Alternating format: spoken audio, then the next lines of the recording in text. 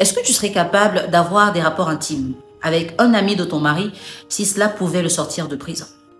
Je l'ai eu en coaching, je l'accompagnais parce qu'elle avait besoin de se reconstruire.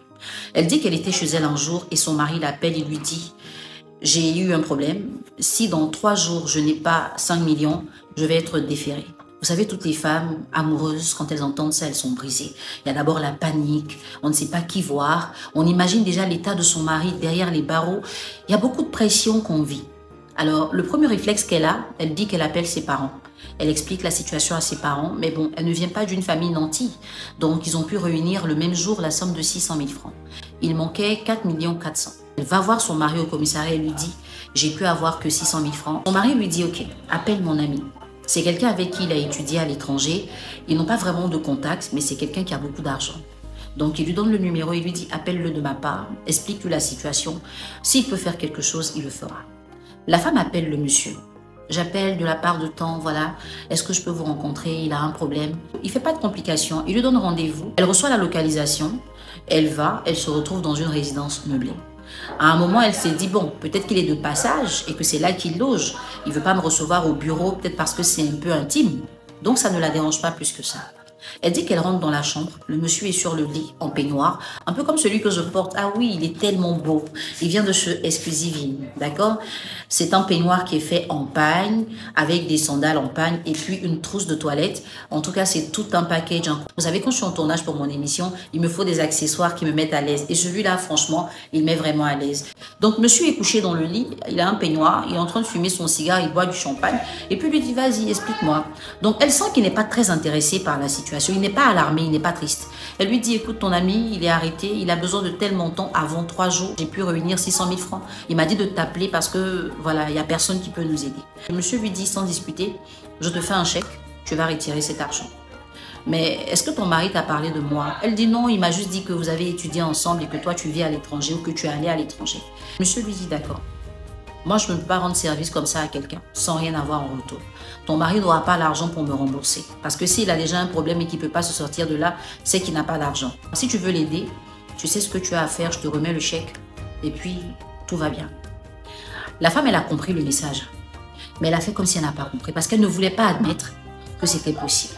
Elle dit qu'elle s'est assise et pendant qu'il parlait, elle réfléchissait, elle se demandait, je le fais ou je ne le fais pas? Si je le fais, personne ne le saura. J'aurai l'argent. Si je ne le fais pas, mon mari va être déféré. Qu'est-ce que je vais faire après? J'aurai pas l'argent pour aller l'aider, j'aurai rien en fait. Elle accepte d'avoir des rapports sexuels avec le monsieur.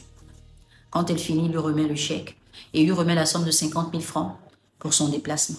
Elle va au commissariat, elle dit à son mari, il n'y a pas de problème, c'est réglé, ton ami m'a fait un chèque de 5 millions, je vais retirer, je vais te donner, et puis les 600 000 qu'on a pu avoir, on va essayer de voir comment on gère ça. Elle rentre chez elle et dit que la nuit, elle n'a pas dormi.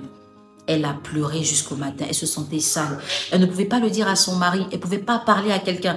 Elle était tellement détruite à l'intérieur. Elle se consolait avec le fait qu'elle l'a fait pour sauver son mari. Mais à un moment, elle sentait que ça n'allait pas. Elle n'était pas heureuse, pas épanouie. Elle s'est dit, bon, c'est pas grave. Demain matin, je vais aller retirer l'argent. Mon mari va sortir et puis après, on va voir. Elle va à la banque. Elle tend le chèque. Vous n'êtes pas prêt. Le chèque revient impayé. Elle appelle le monsieur. Il ne répond pas au téléphone. Elle lui envoie des messages, il ne répond pas. Elle prend un taxi rapidement. Elle repart à la résidence là où elle l'a vu. Elle s'annonce à l'accueil. Elle veut voir le monsieur et tout. On dit que le monsieur a libéré la résidence le matin. Il n'est pas là. Elle aurait voulu ce jour-là que sa vie prenne fin. Non seulement son mari ne va pas sortir, elle s'est souillée en ayant des rapports intimes avec un ami de son mari. Comment est-ce qu'elle va retourner là-bas au commissariat? Elle n'avait pas le choix, il fallait qu'elle informe son mari. Elle retourne au commissariat, elle va annoncer la mauvaise nouvelle à son mari. Le chèque est revenu impayé, ton ami ne décroche pas. Monsieur, il connaît déjà son sort. Malheureusement, il est déféré et il va passer 3 années en prison. Elle dit que c'était 3 années où elle-même elle se sentait en prison. Parce que les 600 000 n'ont pas réussi à gérer la situation. Tout ce que ça l'a aidé à faire, c'était de faire quelques démarches. Elle a vu sa famille, elle a bataillé comme elle pouvait et son mari est sorti de prison. Quand son mari sort de prison, il est très heureux de la retrouver, mais elle ne se retrouve pas. Elle est dans le lit avec lui. Quand il la touche, elle le repousse. À un moment, il a commencé à se dire que pendant 3 ans d'absence, elle a dû rencontrer quelqu'un d'autre. Mais non, c'était pas ça. Elle dit que c'est le dernier rapport sexuel qu'elle a eu avant que son mari ne revienne à la maison. Après son amie, elle n'a vu personne. Elle n'arrivait même pas à voir les gens. Elle se sentait tellement souillée et elle ne pouvait tellement pas parler à son mari que ça commençait à briser leur relation. Son mari a commencé à lui prêter des intentions qu'elle n'avait pas. Il a commencé à l'accuser d'infidélité. Est-ce qu'il fallait qu'elle lui dise? Est-ce qu'il fallait qu'elle le garde? Un jour, elle en a eu marre. Elle a dit à son mari, je ne te trompe pas, mais voici ce qui s'est passé. Monsieur était dépassé. Tout de suite, il appelle son ami. Ce que le monsieur va lui dire, bah, tu ne m'as pas présenté ta femme. Moi, je pensais que c'était une de tes copines comme ça.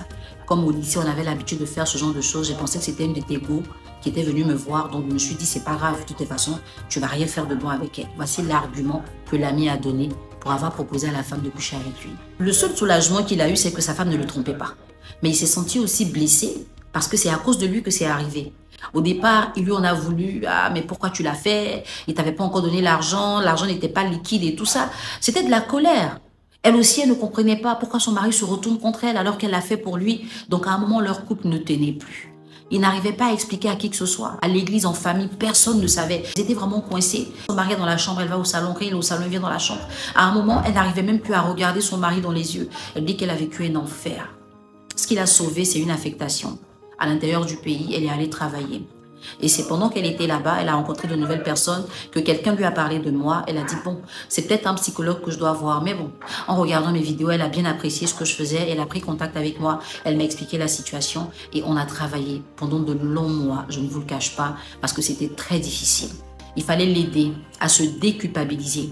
Il fallait l'aider à reprendre confiance en elle pour avoir à nouveau confiance en quelqu'un d'autre. Elle avait cessé d'être une maman pour ses enfants parce qu'elle déprimait. Il fallait l'aider à ce niveau-là. Il fallait aussi essayer de reconstruire leur relation en recréant une communication avec son mari. Après, il a fallu que monsieur aussi fasse des séances, mais aujourd'hui, la bonne nouvelle, c'est que tout va bien dans leur relation. C'est une expérience qui les a rendus très forts. Ils ont fini par se confier à leurs témoins de mariage, ils en ont parlé, mais aujourd'hui, ils disent qu'ils en parlent avec beaucoup de légèreté. C'est une situation qu'ils ont surmontée, ils ont réussi à guérir de ça et ça se passe bien dans leur vie. Alors, le principe de cette rubrique qu'on a tous les vendredis, c'est de pouvoir vous expliquer l'histoire des gens, ce qu'ils ont vécu sans vous. Si elle avait réfléchi à d'autres options, peut-être qu'elle n'aurait pas fait ça. Si monsieur avait pensé à un autre ami, il n'en serait pas là. Qui nous dit aussi que ce n'était pas une épreuve à surmonter. Aujourd'hui, retrouver une belle complicité, une très belle harmonie. Et vraiment, ce n'est pas des choses qu'on a envie de vivre. Que Dieu nous éloigne de ce genre de situation. Alors, abonnez-vous si ce n'est pas encore fait. On se retrouve vendredi prochain pour une autre story time. Au revoir.